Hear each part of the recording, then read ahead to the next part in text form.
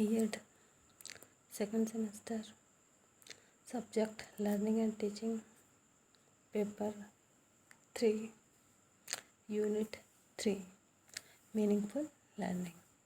Meaningful learning का character है या उसके गुण हैं कन्वर्सेशन, संवादी। संवादी से तात्पर्य प्रिय भाषा से है। भाषा का हमारे जीवन में महत्वपूर्ण है। जब हम एक दूसरे से बातचीत करते हैं तो एक दूसरे से काफ़ी कुछ हम सीखते हैं और प्रतिदिन बातचीत करने के क्रम में हम एक दूसरे से काफ़ी कुछ सीख पाते हैं। तो सामान्यतः हम देखते हैं कि बातचीत दो या दो से अधिक लोगों के मध्य होता है।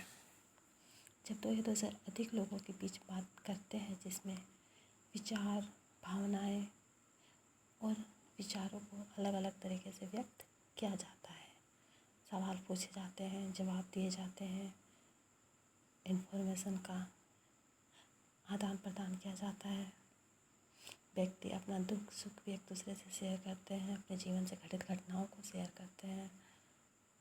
वर्तमान तौर पर एक ही समय पर आमने सामने व्यक्ति होता है या कभी कभी आज के डेट में टेक्निकल डेवलप होने की वजह से ऑनलाइन में भी लोग एक दूसरे से बातचीत करते हैं। आपका बातचीत कितना प्रभावी है, आपका बातचीत करने से सामने वाला आपकी बातों को ध्यानपूर्वक सुन रहा है, नहीं सुन रहा है, आपकी बातों से कितना वो इफेक्टिव है, ये सारी चीज़ें भी मायने या महत्वपूर्ण होती है। या फिर कभी कभी पोस्चर या एक्टिविटी के माध्यम से भी हम संवादी में बहुत चीज़ एक्सप्रेस कर देते हैं। इस प्रकार हम कह सकते हैं कि वार्तालाप या संवादी दो या दो से अधिक लोगों के बीच संवादात्मक संचार है। संवादी कौशल और शिष्टाचार का विकास समाजीकरण का एक महत्वपूर्ण हिस्सा है। संवादी कौशल का विकास भाषा शिक्षण और सीखने को लगातार सपोर्ट करता है।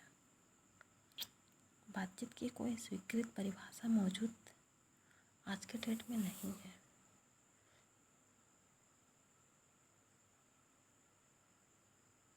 या फिर हम बातचीत में कह सकते हैं कि एक आदेश देता है और दूसरा सुनता है, और यह एक तरीके से वॉइस वर्सा टॉकिंग होता है।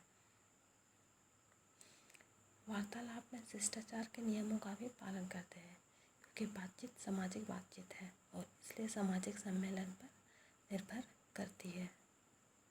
कभी कभी बातचीत करने के क्रम में हम अप्रिय सत्य या फिर सामने वाले को ठेस पहुंचाते हैं, जिसकी वजह से कभी कभी वो हमसे बातचीत करने के लिए इच्छुक नहीं हो पाता है। तो इन सारी चीज़ों को भी ध्यान देना महत्वपूर्ण है। किसी के साथ बात करते समय यह जानना उपयोगी होता है कि आप किस प्रकार की बातचीत कर रहे हैं, क्योंकि बातचीत करने का तरीका अलग अलग होता है। जब हम खुशी से बातचीत करते हैं तब हमारा बातचीत करने का तरीका अलग होता है। जब हम दुख में बातचीत करते हैं तब सिचुएशन अलग होता है। या फिर कभी हम परेशान हैं तब हमारे मुंह से कुछ गलत निकल जाता है। तो ये बातचीत करने का तरीका, स्थिति भी अलग अलग होता है। कन्वर्सेशन के को हम सार्थक शिक्षा में संवादी की विशेषताओं को समझते हैं। ध्यानपूर्वक सुनना, जब सामने वाला बोलता है तो उनकी बातों को ध्यानपूर्वक सुनना चाहिए। अगर हम उनकी बातों को ध्यानपूर्वक नहीं सुनेंगे तो जो हम सुन रहे हैं उन्हें एक सार्थक आकार नहीं दे पाएंगे। कभी भी कोई सामने वाला कुछ अपनी बातों को व्यक्त कर रहा है तो उनकी बात खत्म होने के पश्चात ही अपनी बातों को सामने रखना चाहिए, क्योंकि अगर बीच में उनकी बातों का हम कटाक्ष करते हैं तो वो जो फ्लुएंसी है वो एक तरीके से विघटित हो जाती है। तो सामने वाला जब अपनी बातों को पूरे तरीके से कंप्लीट कर ले, इसके पश्चात हमें अपनी बात रखनी चाहिए। वास्तविक उच्च गुणवत्ता वाले प्रश्न कभी भी बातचीत करते समय व्यर्थ के या अननेसेसरी प्रश्न नहीं करने चाहिए। आपका प्रश्न उच्च गुणवत्ता वाले हो, जो आप में समझदारी व्यक्त करें या फिर जो आवश्यक उत्तर जानना हो। सम्मान, जब हम बातचीत करते हैं तो सामने वाले को सम्मान देना चाहिए, क्योंकि अगर सम्मान नहीं मिलने से सामने वाला व्यक्ति भी अपनी बातों को पूरे तरीके से नहीं रखता है।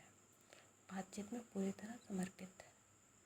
कभी कभी होता है कि बातचीत करते समय सामने वाला इंटरेस्टेड या रुचि नहीं दिखाता है, तब भी एक सार्थक शिक्षा में समाधि